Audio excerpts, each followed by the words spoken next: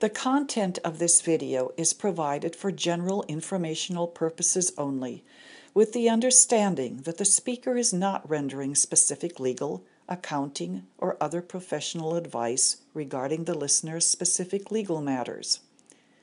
As each person's legal circumstances are different, the information discussed is not appropriate for every case and should not be used as a substitute for a consultation with a qualified legal or financial advisor.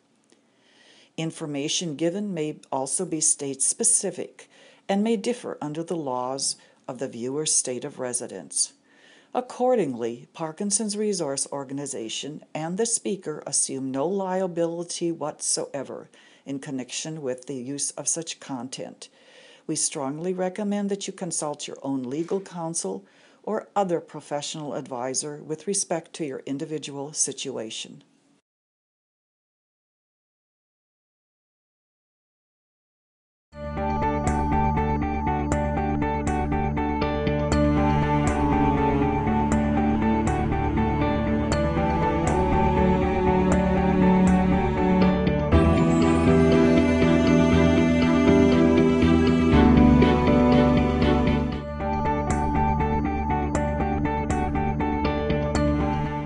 Now, tonight is a treat and a half, more than a treat and a half. This man comes to all of our support groups for several reasons. Number one, I've known him longest among anyone who's helped the Parkinson's Resource Organization from the time that his daughter was about 6, 7 years old, and she's now practicing attorney with him. So that's a long time. And he's not only a really good friend, he is a very good supporter, and for you, he is the man who has the answers to questions that you really have. You have to think about them, and this is your meeting, so we're going to ask you a few to get from the start, and then I want you to make sure that you ask those questions tonight. To tell you anything more about him, he came from Glendale tonight, so he's got a 2+ hour drive to get home, so we want to make sure that we applaud him sufficiently when he's done. And I want you to know that we have to be out of here by 8:30, so you have until like 8, maybe 8:10, because they're all going to want to come up to you afterwards and ask you questions. He is in the Wellness Village. You can write to him there. You can write to him through us, or you can call him at his office. Anymore today, anyone is only a phone call or an email away.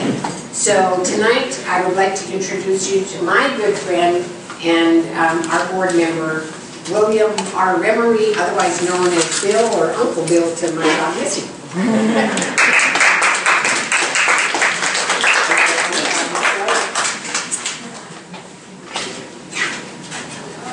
Wow. Unfortunately, I don't get down here often enough, and so I like to cram as much stuff as I can when I do come down here, get as much information in.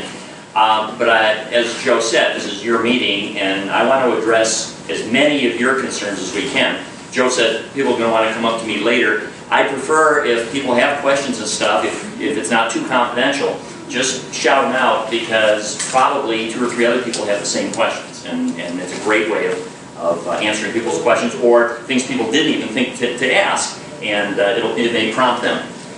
When I go to the support groups, and again, all the way from San Diego up through the west side, this is, I guess it's east as we're going, I try to get around to each of the support groups a couple times a year. Don't always make it, but I try.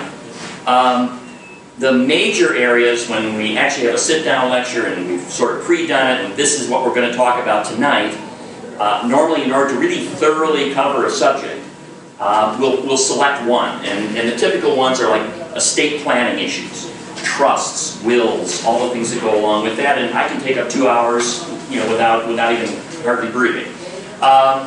Substitute decision makers is a whole other area. Some of the issues of estate planning cross over. In fact, in all these areas, there's a substantial crossover.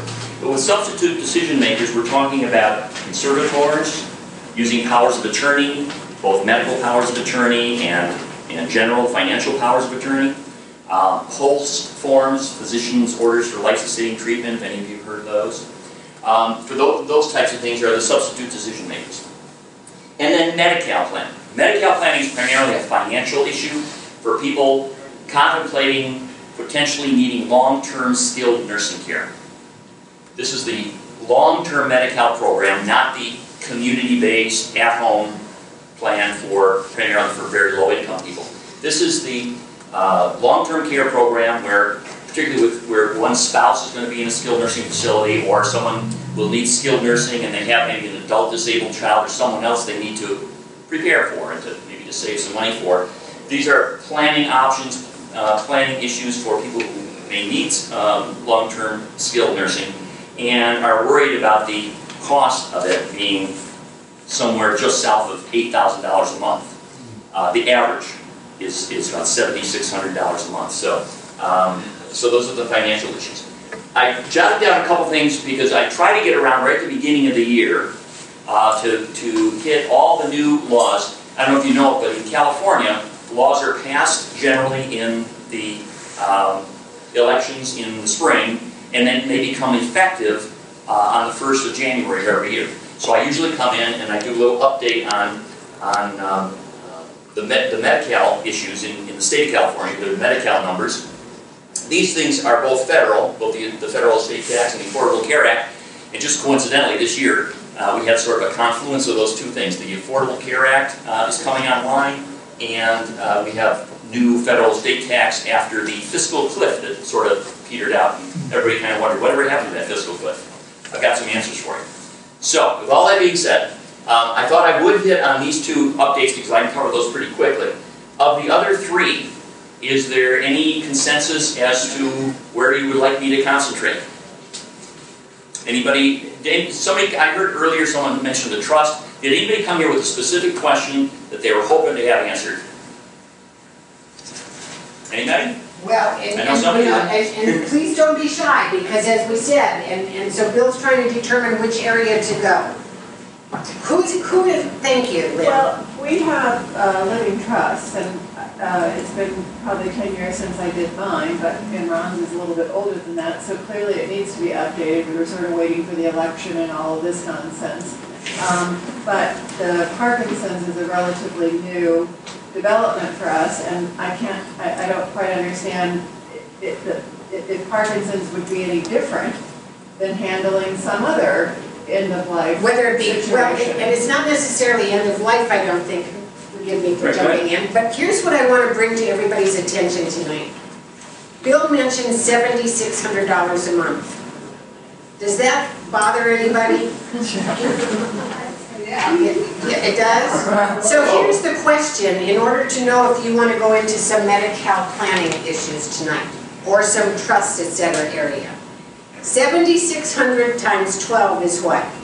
9,000, 90,000? 9,600 for 8,000. How much? 96. 96,000. For Okay. 8,000. So if you have $96,000 a year for at least 3 years that you can spend on care, on long-term care, and then you need some more money beyond that to take care of the well spouse, so because we don't want to deplete all of the assets. So if you don't have $96,000 a year for at least 3 years, set aside specifically for long-term care, you want to know about Medi-Cal planning. Yes. Okay, that would be one thing. If you have $3 million and you're just trying to figure out what the heck to do with that, first, give it to Parkinson's Resource Center. That would be one of the things you could do. But that would be where you're concerned about estate tax.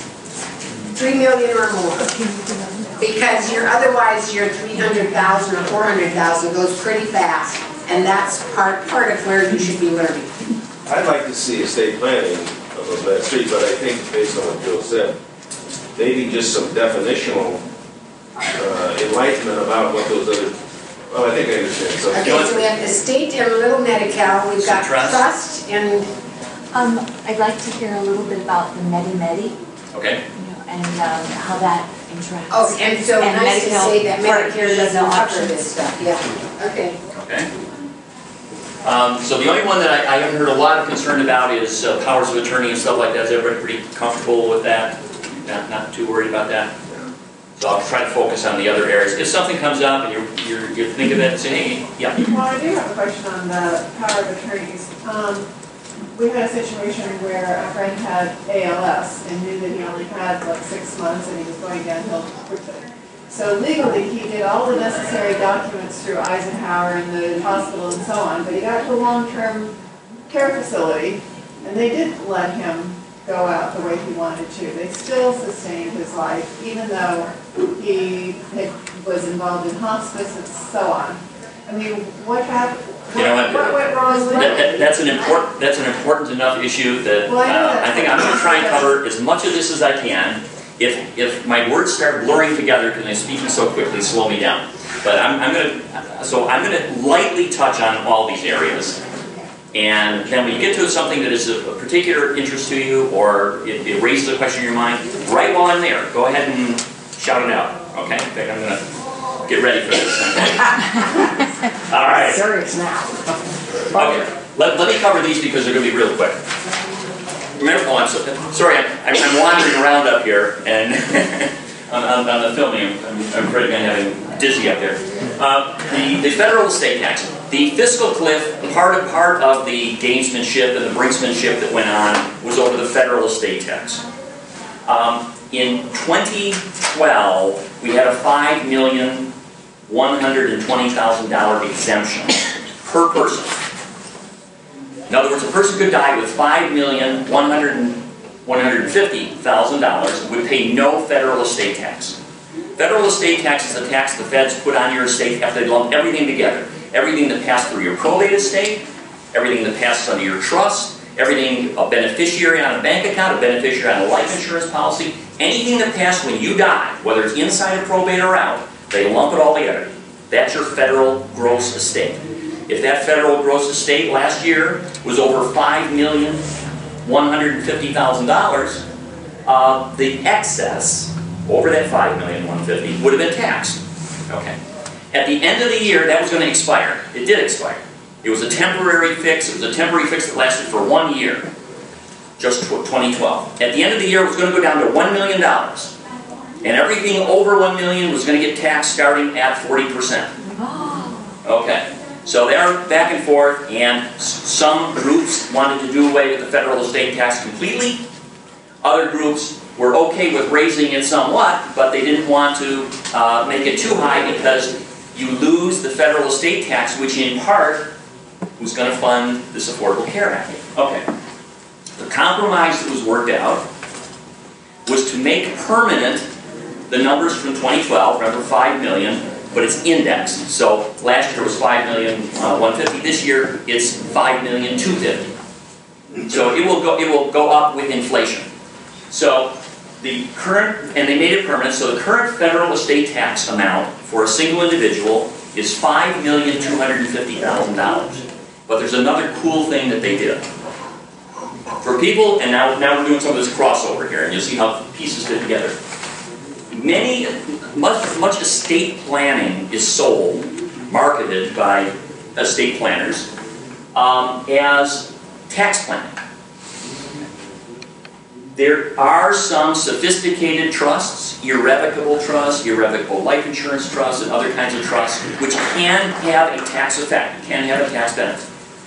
But now, the garden variety, the 99% of trusts, which are revocable trusts, sometimes they're called living trusts, sometimes revocable living trusts, the ordinary garden variety trusts really have very little tax impact now, and here's why. The typical revocable living trust between spouses has a provision where when one spouse dies, the trust splits in two. Okay? So we have, here's the total estate. And let's say for it's $10 million. We've got a good sized estate, $10 million. One spouse dies under the default system that we have for these, they're called AB trusts or bypass trusts. We spin off as much as we can to what's called a bypass trust, sometimes the B trust. It is the trust that's attributable to the first spouse, the decedent. Okay, this is attributable to the decedent. And we lock up, if we can, the $5 million over here. So there's no tax, right? Because it's under $5 million, okay? What do we have left? We have another $5 million left. That goes over here to the surviving spouse, $5 million. And if the surviving spouse dies, there's going to be no tax. So we were able to give away $10 million by splitting the trust when the first spouse died. That was the main tax advantage of the old tax planning prior to this year, AB trusts. And if any of you who already have trusts, marital trusts, if you had any significant estate at all when the trust was drafted, it was probably drafted as an AB trust. With the new law, what they said was, you know, this is nice for people who bothered going and talking to Bill Remery about doing trusts and they set up an AB trust. But what about the rest of it? They get penalized because they didn't know enough to do this. So then, what happens? One spouse dies, and the $10 million is still sitting there. Now the second spouse dies, and the first $5,250,000 goes tax-free, and the other $4,750,000 starts getting taxed at 40%. So just for the sake of not knowing to split, it's costing you about $2 million worth of tax. Okay, so they said that kind of, there's something that just doesn't seem fair about that. So what we're going to do now is we're going to implement something called portability. Portability of the federal tax exemption. And what portability means is, when one spouse dies, any amount that's not used for that spouse gets carried over to the other spouse. So if you don't bother splitting, the surviving spouse now has $10,500,000 worth of exemption sitting there. So we have portability from the spouses. This has brought up some interesting things, and if I wasn't going to cover so much time tonight, we could toss around interesting scenarios like deathbed marriages. What if we have someone who has very little money, and we have a really wealthy person who's pretty healthy. But the wealthy person is a single person. They got $10 million, and they're worried about leaving that $10 million to their child. But they know if they die, about $2 million of that is going to go in taxes. So instead, someone who is relatively ill, they get an agreement to marry with a prenuptial agreement, so that we're going to marry, and I'll give you $100,000 just for the sake of being married. And then when that person passes away, we have portability. Now the wealthy, healthy spouse has $10,500,000 they can give to the kids with no taxes. Again, raises interesting planning possibilities, and also could make single people who don't have much money, you may have a marketable thing to where do we sign up? Exactly. Okay, so that's the federal estate tax. It is now, I say it's permanent, meaning it doesn't have to be renewed every year like this nonsense. For the last 4 years we've been going through, you know, every year holding our breath, what's the law going to be next year? This is now set and it's indexed. It's not supposed to change. Obviously Congress can change things whenever they want, but we don't anticipate they're going to play with this anymore. I think everybody's pretty much had their fill of this for a while. Okay, the Affordable Care Act. The Affordable Care Act came in 2010, and there were some immediate benefits that came up. Okay, immediately, children with pre-existing illnesses could not be denied insurance because of the pre-existing illness. They phased in, under Medicare, all of your preventive examinations, mammograms, I'm trying to think of the other, some of the other colonoscopies, all those preventive examinations.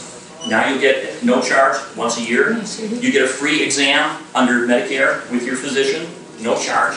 The idea being, if they start doing some of this preventive stuff in the long run, it actually saves on treatment. There were a lot of other small items that were kind of phased in over time, but the big one for us, for the Parkinson's community, comes up next January. Because as of January 1st, 9 months from now, January 1st, 2014, there is no pre-existing condition exclusion under healthcare plans. A healthcare plan cannot exclude you for a pre-existing condition and cannot rate you, cannot charge you a higher premium because you have a pre-existing condition.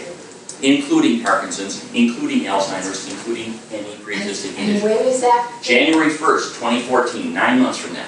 They'll start taking applications October 1st. So we got 6 months, about 6 months to wait. They're already working out the bugs. There are bugs. Hey, this is a work in progress. The whole Affordable Care Act is a work in progress. Much of the savings that was built in, and the General Accounting Office and other independent agencies have validated that this is a cost savings program in the long run. In the short run, it requires raising taxes on certain things and cutting back on other things. But in the long run, the idea is once everyone is in the pool, once everyone is insured, it has this leveling effect that everyone's premiums will go down to a level. Yeah. Well, would you be eligible for long-term care then? And that's one of those little things that I say is a work in progress. When I started talking about this in 2011, I got all the legislative history and I went through the whole thing. I was really jazzed on the fact that they had the Class Act, okay, which was for community-based services. And wow, isn't it cool that finally they took this, the bastard child of medical care, which is skilled nursing, which has never fit into any of the regular medical insurance, never fit into Medicare, and now they're bringing it all under the same umbrella from cradle to grave coverage. Well, in 2012, the GAO decided that the math that was built into it, projecting paying in a little bit to get lifetime benefits under this long-term, essentially long-term care insurance, was not fiscally sound. The numbers didn't work. And so they repealed the Class Act piece of the Affordable Care Act. I was kind of crushed, but they have come up with some alternative things that we're hoping there is still an incentive on states to get people back in the community, get them out of the nursing homes, get them into the community. So there is some federal funding and some other things to help encourage the states to move in that direction. The elder law community, the elder care community, have always felt that we could take care of people better and cheaper, for the most part, at home. You reach a certain point, you got to be on a ventilator, you have really high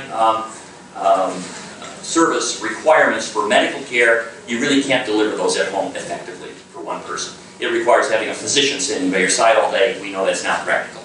A nurse, having a professional with you all the time. But for 90% of the people, they can get by with just a little bit of help at home. So instead of paying, and I threw out a number earlier, that's $7,500. It's actually, if you look on this, mine's a yellow sheet. I think with yours you got this in white. It's photocopied. The third number down here is called the average private pay rate. This is the average private pay rate for skilled nursing care in California in 2012. They just came out with this number because they ran the averages up through December. The average private pay rate is $75.49 a month. We said, you know what, for $75.49 a month, we can do this at home. They've had various pilot programs.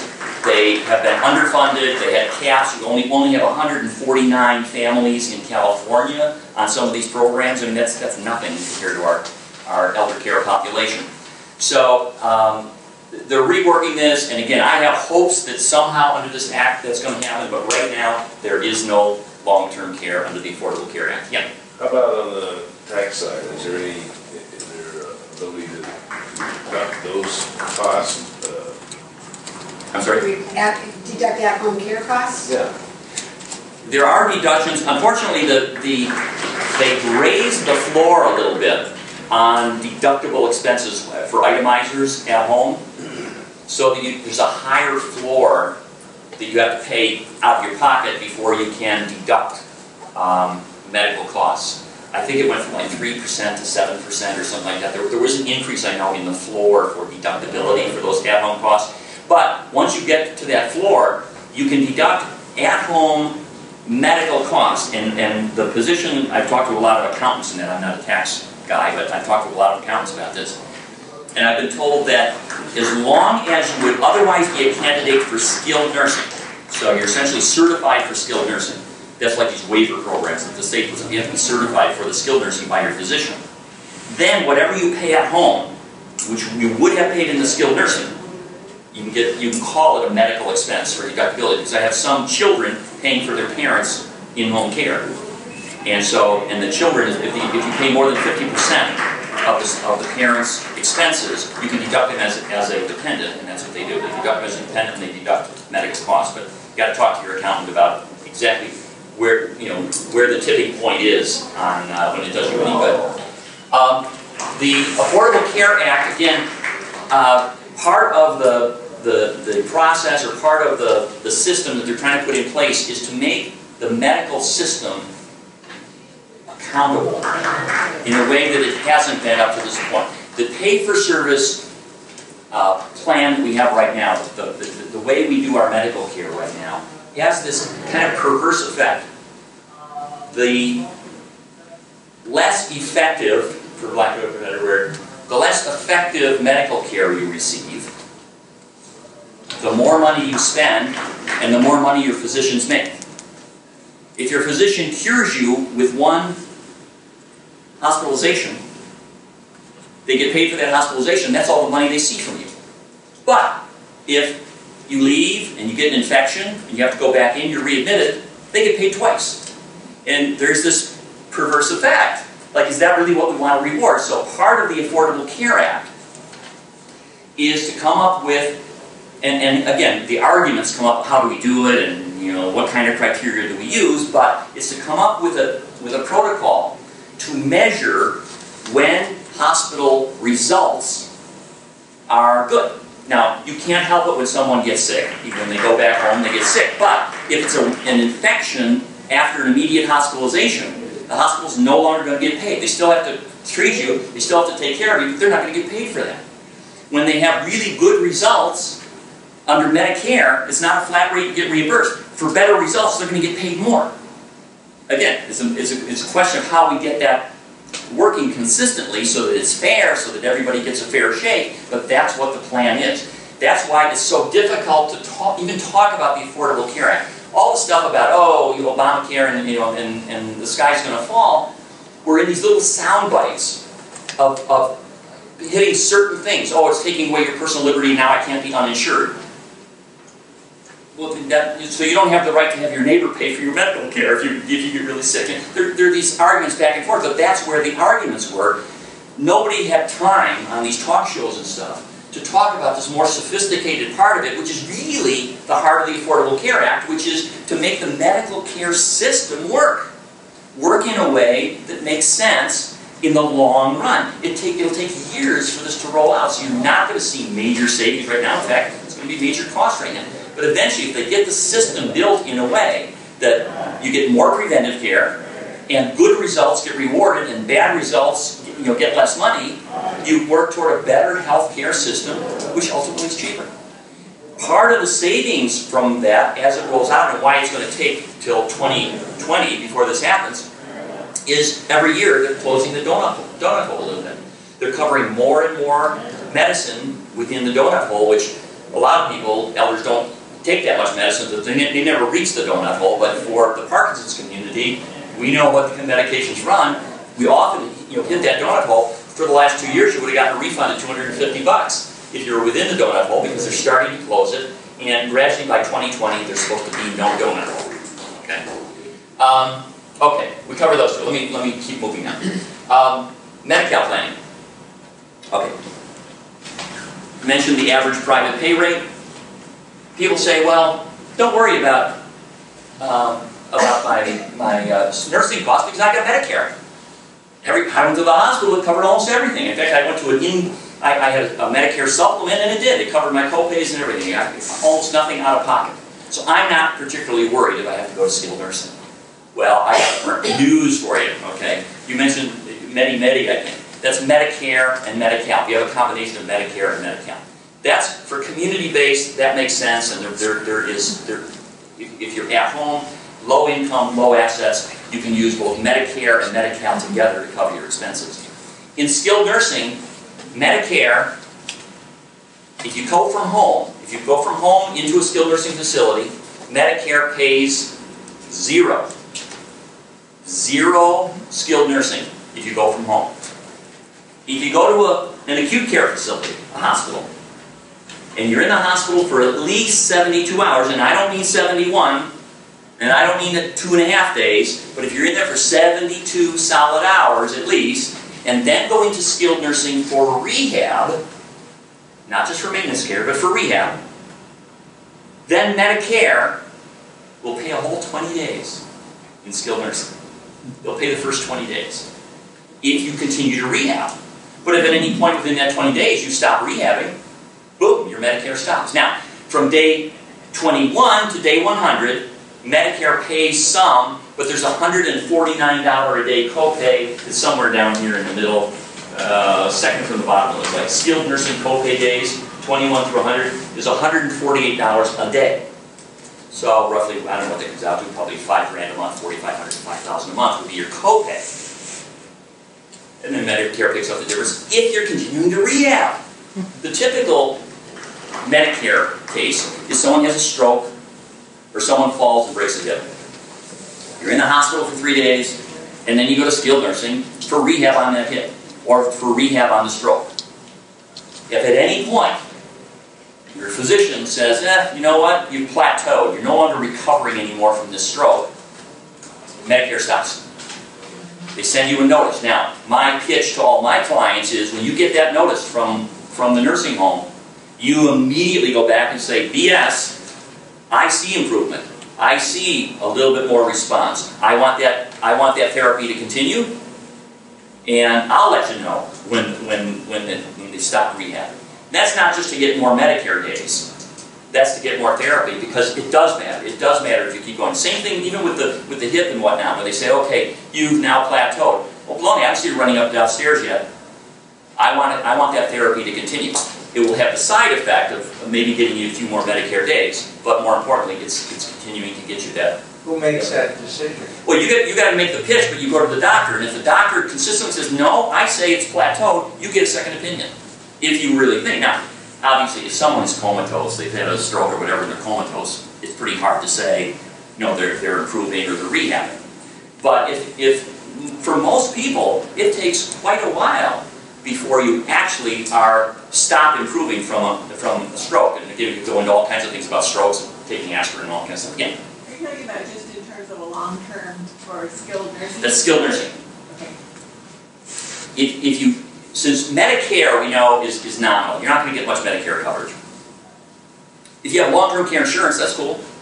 If you have Parkinson's and you have not yet gotten your long-term care insurance, I wouldn't bother, I think. Unless you're going to have the kind of money for private pay, that's about what you're going to pay in your premiums. Maybe if you're a spouse of a Parkinsonian, you might think about getting long-term care insurance for yourself. And then if things get bad at home, you can kind of get worn down taking care of someone to the point to where you could actually utilize the services yourself, that both you and your spouse could sort of benefit from that money coming into the household. So it's not a bad thing necessarily to look into that. But for the Parkinsonian, once they're diagnosed, they're not going to get it yet.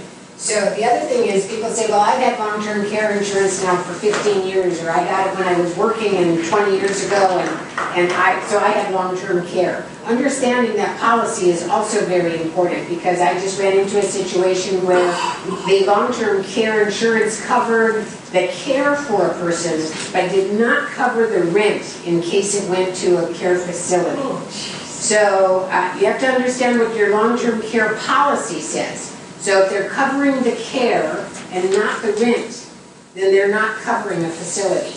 Particularly the older policies, they were kind of hit and miss, some good, some bad. They've gotten somewhat more uniform because of the abuses. They have now certain laws, there are certain mandatory minimum things that all long-term care policies have to have, and the insurance director of insurance and stuff will make sure that the policy is covered. But they do differ. They can have lifetime benefits. They could have a limited time benefit. They could have a cap per day. They could have a cap, lifetime. They're all different kinds of provisions for long-term care policy, so you need to look at them carefully. But if you have one, cool. That may be a way of funding your long-term care, but again, to have a policy that pays $7,549 a month, that's a pretty expensive policy. Most policies, you get them, maybe they're indexed up for cost of living and stuff, and you're talking in the in the $3,500 a month, $4,000 a month areas. That's not enough to private pay. You do understand with most long-term care policies, you are going to have to subsidize that policy in order to actually pay for skilled nursing care. So, but if you have no long-term care policy or not enough insurance or it has run out, Medicare is not going to cover you. You've got two other alternatives. One, pay out of your pocket, and we know the numbers. The other alternative is long-term Medi-Cal. It is the federal Medicaid program administered by the state. So it's a state-federal joint program. The state, because we're the Hollywood state, we call everything after ourselves, we call it Medi-Cal. Most states call it Medicaid. It's the same program. But each state administers it a little bit differently. In Arizona, they have what's called Access, Arizona Cost Containment System. They get a block grant. They don't participate under the regular Medicaid program. They get a block grant and they just deal with their whole thing as a single-payer insurance plan. We're moving that way in California because now most of Medi-Cal people are assigned to like Kaiser or they're assigned to one of the group plans. They just found it's more efficient. But so state by state, it's administered a little bit differently, and the numbers I'm going to talk to you about in a minute differ from state to state. So if you're talking to your relatives in Minnesota, don't quote these numbers. The system works more or less the same. Some states permit certain transfers, some states don't, so it's applied a little bit differently, but the general rules are the same. And here's the thing. With long-term Medi-Cal, the key to qualifying, first of all, you have to be eligible for long-term skilled nursing care. Skilled nursing care. It does not pay for boarding care. It does not pay for assisted living. It does not pay for at-home care. Except for those waiver programs that I told you we're hoping to come online. And maybe next year I'll come tell you about some great new program they have. Right now, I could grind away for 2 hours on the different waiver programs, but so few people actually qualify for them and stuff that it's hardly worth the time. So for our purposes now, long-term Medi-Cal doesn't cover for at-home, assisted, or boarding care. Okay? So the first thing is you got to need skilled nursing. The second thing, and that skilled nursing means you have a medical need that requires skilled nursing or dementia to the point where you have to have 24-hour supervision.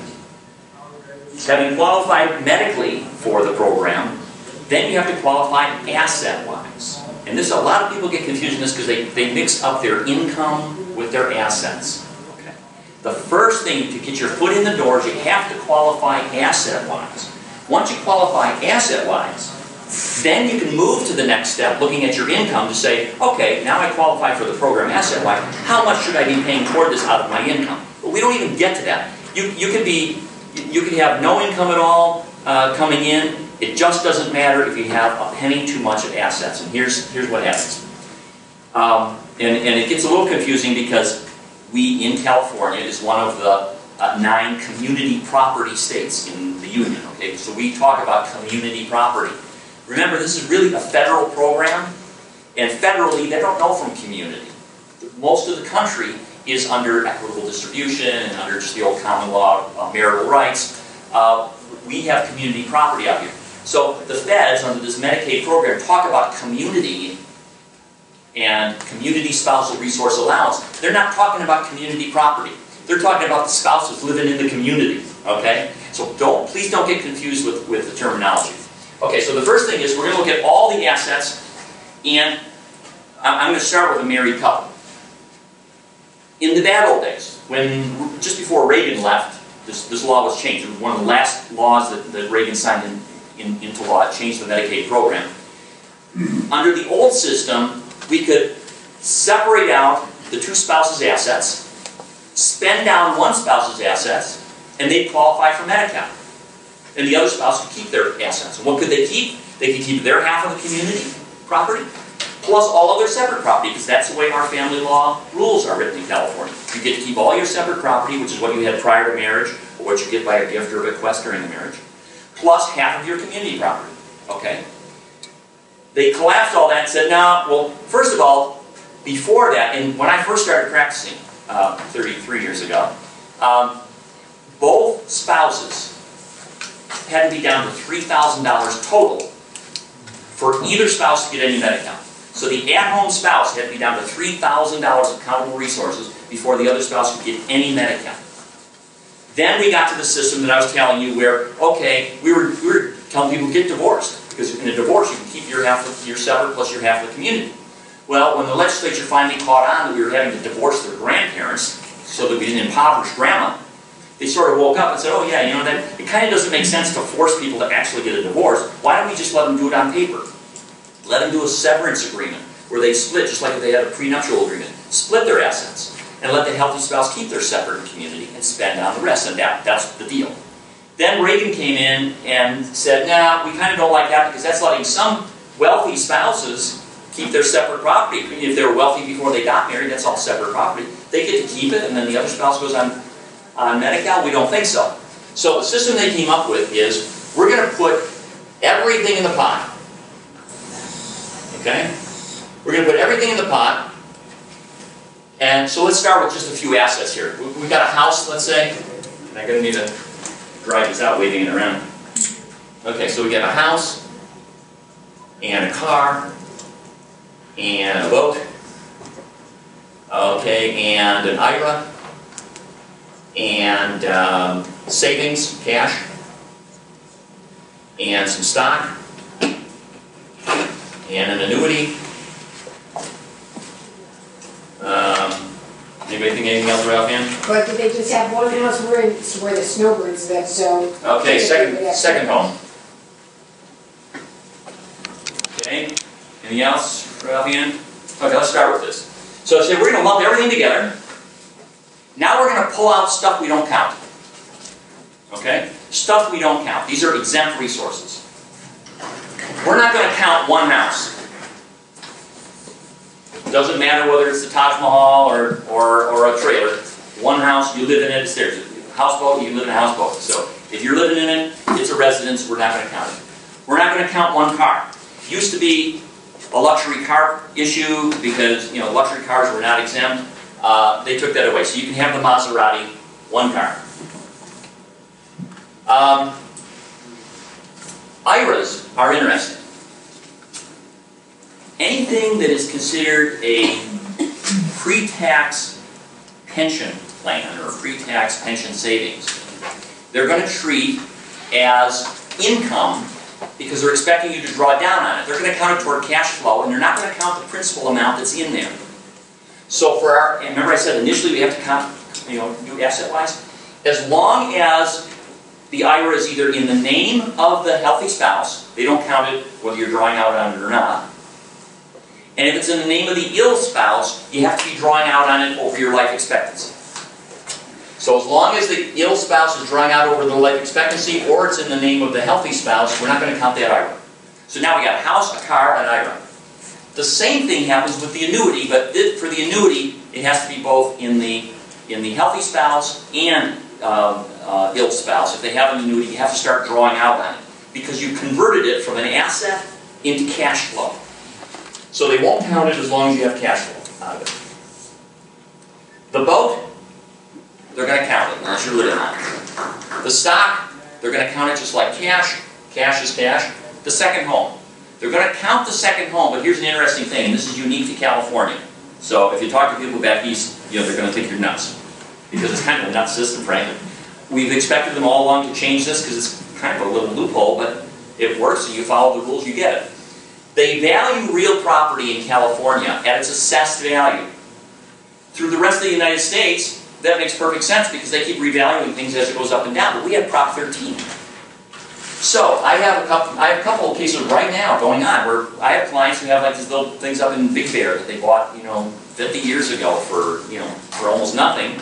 Their tax bills are, you know, are this big, so they're valued at, you know, like, you know, on the tax rolls at $7,500 or something like that. But they're nice little cabins up there, you know, livable things. So this house, although if you keep it, as far as they're concerned, it's only worth $7,500, right? Because that's the assessed value. And interestingly, you get the lesser of assessed value or fair market value if you want to have it appraised. And if you can appraise it lower than $7,500, you can actually get the appraised value. But for our purposes, normally it's the assessed value is the lower value. And they take off of that number anything you owe against the property. So, if you actually, let's say it was worth $75,000, and you just take out a little equity loan against it, a little $75,000 equity loan, you can actually zero that out so that you can hold on to it. It would not count against your accountable resources. Okay. I don't want to spend too much time. Okay, we're trying to cover too many areas. So what happens then is after we get all the stuff out that is exempt, they let the applicant, the ill spouse, keep an applicant reserve of $2,000 of countable stuff. $2,000 in cash can be in the applicant's bank account. Or they can keep a tenth of a crew grand in their pocket or something. So the applicant gets $2,000. That's been $2,000 since the 1980s. It has not been indexed up. In the 1980s, $2,000 actually was not a bad sum of money. You could actually even make a little dent on a burial plan, but nowadays, hardly even worth mentioning. The healthy spouse, community spouse, gets this top number. $115,920. So the healthy spouse gets about $116,000 of anything. That $116,000 can be partly the boat, it can be partly the cabin, it can be partly some stock, some cash. They can make it whatever they want it. So there are mechanisms for married people to move assets around and change assets to get asset-wise. For a single individual, there is no community spouse at the top, so by the time we pull out all the stuff in here, this better be down to $2,000, or the applicant is simply not going to qualify. Now, getting a single person qualified here usually involves, instead of with a spouse, you can, again, move assets. Maybe you have extra cash, put it into the house. Maybe the house needs a new roof. Maybe the house could use a new bathroom, a new kitchen. So you can put what would otherwise be countable resources into a non-countable asset. An ill person can have a house and can have a car, and it won't count toward their $2,000. But once they're in a nursing home, they're not going to have enough money to take care of it.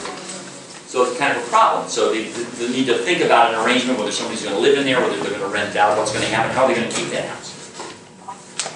The other gotcha is for a single individual, if the single individual keeps the house and gets on Medi-Cal, that's fine as long as they're alive. When they die, that's no longer their residence. Since it's no longer their residence, it's no longer an exempt resource. So Medi-Cal now can assert a claim for reimbursement. So it's kind of leaving it there as a sitting duck. So you've got kind of a loan from Medi-Cal. Now there's still an advantage of doing that in the sense that if you pay Medi-Cal reimbursement, you'll pay much less than private paying from the get-go. And it's a tax-free loan. So if you have relatives or somebody who are not that concerned about it, you could rent the house out, just maintain the house, even if you have to repay Medi-Cal later, but you'll be repaying a much lower amount interest-free, so you got an interest-free loan all that time. So it's not necessarily the worst thing in the world, but there are other options, particularly if you have kids, because it's an exempt resource, because we don't count it, you can also transfer it. So you can transfer it to a child or whatever. And so, again, there's planning options here. I don't want to waste too much, not waste, but I don't want to spend too much time on this. Once we get the asset picture correct, then we go to the income side. On the income side, that's how much of your money are you going to have to pay toward your own care. If you're a married couple, you take your combined incomes. So I'm just, for the sake of throwing some numbers up here, I'll say we've got $1,800 Social Security for one spouse. Usually the non-working spouse, assuming there was a non-working spouse, we get about half of what the working spouse got, so I'm going to put $900 in here for the non-working spouse. Maybe we've got a pension, let's say a $2,000 pension. Again, working spouse has the higher Social Security. And then we were talking about an annuity earlier, so maybe we've got $500 a month coming in an annuity. Okay, so on this side we've got $4,300 a month coming in here, and $900 a month coming in over here. Okay. If this is the ill spouse, you see on the chart here, the applicant personal needs allowance is $35 a month. Like the $2,000 figure, that's the figure that's been here since the 1980s. So the applicant gets to keep $35, which we used to call cigarette money, but we don't do that anymore. Okay, and what's left is $865 over here. If we don't do anything, or let's say there is no spouse, we just have a single individual, and that's all the money they have. This will be their share of cost, this will be the money they get to spend every month, $35. You can see they can't be supporting a house or anything else out of this kind of money. That's why you need to make other alternative plans if they're going to keep any other assets. Now let's get back to the marital situation. The marital situation, you get the same thing because the healthy spouse never has to pay money to support the ill spouse once they qualify asset-wise for Medi-Cal. So, the healthy spouse here could keep the full $4,300. The ill spouse will pay the first $865 toward their care, and you have $35 to spend. If this person needs another $865 a month to live because they've got a huge mortgage payment and other costs at home, they can actually go to court. Now, you can't go to Medi-Cal, they're not going to give you any more money.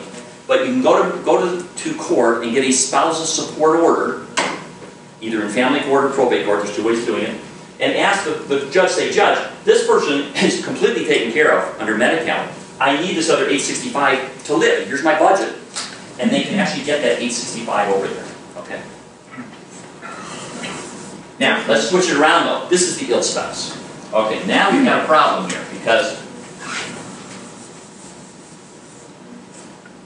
we've got $900 coming in over here and $4,300 coming in over here. You say, well, we know that the healthy spouse can keep all of their income. They need a lot more than their income. Isn't Medi-Cal going to give them any break at all? And the answer is yes. And that is the second number down here, 2898. These numbers, the first, second, and third numbers are indexed every year.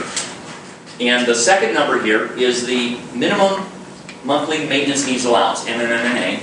This is the minimum amount that a healthy spouse is allowed to keep. Yes? Is what you're talking now California law? California. Okay.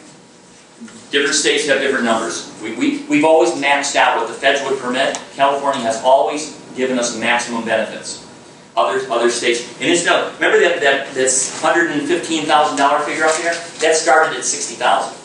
That was $60,000 when this was first passed by Reagan, and you can see how indexing up. It's now up to $116,000. So the healthy spouse, they say, should get at least $28.98 a month. Okay. So what they'll do is they'll take enough money from here to make the total $28.98. Again, time, I'm not going to bother doing the math. It's roughly $900. So they're going to allow you roughly $2,000 over here to bring this person up to $28.98. So if we had, well, I can do it here. Okay, it's $2 less, so it'd be $1,998. Then this one is going to be $2,000 less. So this is going to be down to $2,300 over here. So if we didn't do anything else, this person gets $35, and their share of cost would be $22.65. Okay, they pay the first $22.65 of their nursing cost. Medi-Cal pays a balance, and this spouse over here will have $28.98. But again, as I told you, if this person needs more than $28.98, we can get as much of this as you need over here, up to the whole amount. So we can shift the whole amount over here, so this person has $5,200 a month to live. Okay, that's the income stuff. Now, we talked about this annuity over here. This is why certain annuities, remember I said annuities are exempt? So one of our planning devices is sometimes we take the excess cash, which is not exempt, CDs sitting in the bank generating no interest, and put it into an annuity, which is exempt. They're going to count this $100,000 if it's sitting in a bank account, but they're not going to count it if it's in an annuity. So we take it out of the bank account and put it in an annuity. If the annuity is in the name of the healthy spouse, it makes sense because the healthy spouse gets to keep all the income coming in their name. But if the annuity is in the name of the ill spouse, it's kind of silly because all you're doing is you're just increasing how much you're going to pay to the nursing home. However much money comes in from the annuity, that's just more money you're going to pay to the nursing home. So annuities can be an effective planning device, but not always. Okay, we're running out of time a little bit. I want to get to a little bit of estate planning stuff. Anything else before I leave that? Okay. Did we find that interesting? Yeah. Okay. Now, estate planning. I already talked about how the AB trust stuff works. Now, remember, I said almost all of you who have marital trusts predating 2013 or 2012 for sure, you probably have an AB trust. Now, when I create AB trusts, I still use them, but I don't fund them. I say when one spouse dies, unless they want to split, you can keep it all on one side because with portability, we're not worrying about taxes.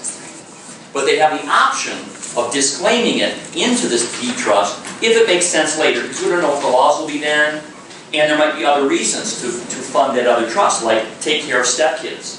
Remember, with our blended families now in California, his kids and her kids and their kids, maybe there's a concern that when one spouse dies, the share that's attributable to that spouse is going to find its way to some new spouse or some new stepkids or something, going to cut out the first spouse's stepkids or first spouse's kids. And there are other social reasons why you might want to make those changes. So that's just the basic AB trust issue. With estate planning, the key is to figure out what are you trying to accomplish. Okay. You could be trying to save taxes, and I told you that these trusts don't really do much for taxes anymore. You could be trying to avoid probate, which is not a bad thing to do. Avoiding probate is where you go to court and you have a judge look at your estate, say, are all the bills paid, collect all these assets, divide these according to what you said in your will, or if you didn't make a will, divide these assets how the legislature said you wanted it. People don't realize everybody's got an estate plan. A lot of people, I never made a will or trust, I don't have an estate plan. Oh, you got one. You didn't know it, but you got one. The legislature said you got one. And it's kind of logical. It follows what you would normally think. Some goes to the spouse, some goes to kids. Just real quickly, all community property, all property earned with effort during the marriage, would pass to the spouse. Nothing goes to kids. Separate property you had prior to marriage, property you got by gift or bequest during the marriage, goes partly to the spouse, partly to the kids. If you have one child, it goes 50-50. If you have more than one child, it goes 1/3 to the spouse, 2/3 divided among however many kids you got. Okay, that's the default for separate property. If there are no children, your separate property goes half to the spouse, half to the parents or siblings of the deceased spouse. So it leaves the marital estate completely and goes to other regions. That's the thing a lot of people don't realize. Another thing people don't realize is that when you have a predeceased spouse, so you have a spouse, you got all this property together, and if one spouse died, and it was all left to the surviving spouse. If the surviving spouse does not make a plan, a lot of that money may go back to that predeceased spouse's heirs when that surviving spouse dies. If they die within 5 years, half of everything could go back. Personal property and real property. If they're within 5 years but less than 15 years, only the real property, the real estate, will go 50-50 between the surviving spouse and the predeceased spouse. And then after 15 years, nothing goes to the predeceased spouse unless there's no blood relatives. But there are some interesting things that happen there where people get surprised in many ways. Survivors get surprised that they didn't get more than they thought they were going to get. Heirs who never thought they were going to inherit anything get surprised when money's on their doorstep. But a lot of people get disappointed because they thought they were going to get everything from Uncle so-and-so, and come to find out Aunt so-and-so's relatives are going to get half of that stuff, even though she died, 3 or 4 years before Uncle. Okay. So again, we have to figure out what are we trying to accomplish by estate plan. So the big ones are the taxes and avoiding probate. But there's another really good thing, and it kind of ties in with this substitute decision makers, with the powers of attorney thing. And that is, while you're alive, making a will has no effect on anything. You can name an executor in a will. That piece of paper is going to sit in a drawer until you're no longer with us. When you're no longer with us, it's going to go to a judge who will decide if that was your last will and testament. Or is there a newer one? Or was that a fraud? Was it a forgery? Were you incompetent when you did? A judge has to decide that that's a valid will, and then he'll declare if that's your last will and testament. In the meantime, while you were alive, but incapacitated, you were ill and you couldn't handle your finances, your executor is powerless. That he could run all over with that will, but look, I'm named as the executor. As soon as he dies, I'm the one who's going to be in charge. And they say, that's great, come on back when he dies. Because we don't want to know you. The bank doesn't want to know you. Nobody will deal with you as the executor of a will of a person who's still alive. That document is useless while you're alive. A trust, on the other hand, is a living trust. They call it living trust. Revocable living trust. Inter vivos means during life, so they call it inter vivos trust. The whole reason for that is you fund it while you're alive, and it operates while you're alive. You get to operate it yourself as long as you're capable. And when either you can't or you don't want to go and retire out in Palm Desert and leave your business running at the beach, you can designate other people as your successor trustees to run the show for you. Without going to court, without getting into conservatorship, without any arguments by inofficious interlopers, the successor trustee just stands in your shoes and takes over. So a trust can do a lot of really good things in addition to avoiding probate, and again, depending upon other tax aspects, you can actually do lifetime gifting and things that does have some tax advantage. But more importantly, when you, if you become incapacitated, your trustee can handle everything that's in the trust. Now, a problem comes up here, and people don't recognize that with a trust, the trustee can only deal with things that are inside the trust. Okay, it's like a little business, and maybe you deed your real estate in there, and you put some cash in there, and you open a couple of bank accounts in there. But not everything you own is in there. Your Social Security payments aren't in there. Your IRAs aren't in there. The IRS won't let you put your IRAs in there. The taxpayer has to maintain their IRAs, their KEOs, their 401ks, their 503bs, and all that jumble of numbers and letters. They have to maintain those in their own individual names as taxpayers. Can't be in your trust. So if they're not in your trust, your trustee can't do anything with them. Your pension plan, your pension's coming in, you want to change the way the check is coming in, or directing it to a different account. Your trustee can't go to them and talk to them. They don't want to hear from that person. You're not an authorized person, because this is not a trust asset. Therefore, with every trust, I do a power of attorney, substitute decision maker, as a parallel document. Things that are inside the trust, this is all after you're incapacitated, either physically, mentally, or you're in Europe traveling or whatever. You need this business being taken care of here. Your trustee can wear a trustee hat and do it. If it's inside the trust, if it's outside the trust, they wear their power of attorney hat. And the two of them running parallel, it sort of unifies and consolidates your whole estate.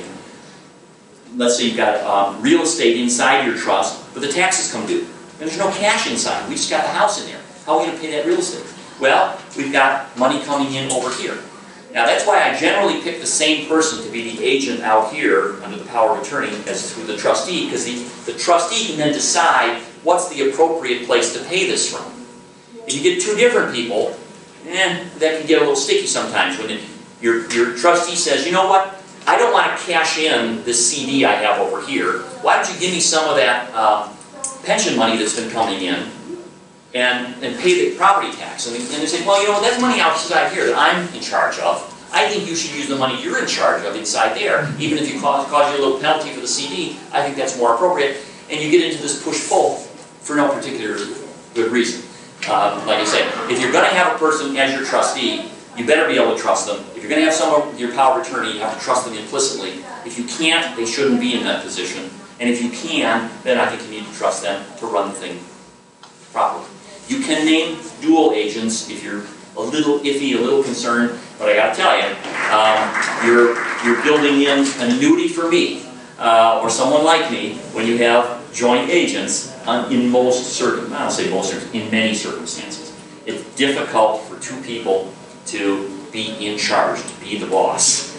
And unless you have a really close relationship, maybe your brother and sister-in-law, or your sister and brother-in-law could work together as co-trustees, something like that. But to have a sibling on each side of the family, one of the husband's nephews and one of the wife's nieces be co-trustees, again, I find it to be counterproductive in most circumstances.